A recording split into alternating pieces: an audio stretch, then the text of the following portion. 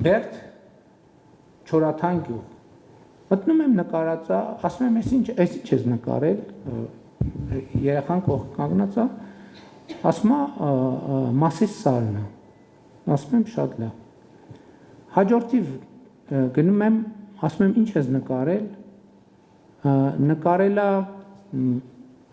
ցեղասպանության հուշահամալիրն է։ Հաջորդը ինչ ես նկարել, էլի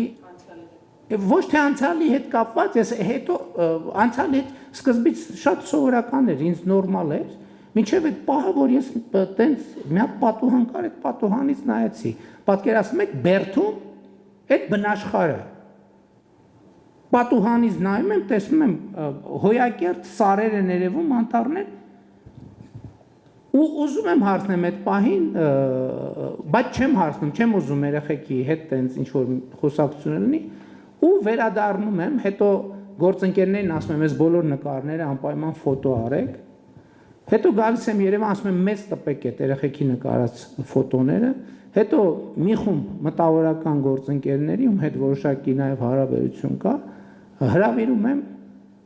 ու իրանց հետ սկսում եմ քննարկեմ, ասում եմ, կարաք ինձ բացատրեք, ինչի էս երեխեքը իրանց պատուհանից երևող, իրանց միջավայրում երևացող այդ հոյակապ սարերը, այդ լեռնաշխարհը, այդ բնությունը չեն նկարում։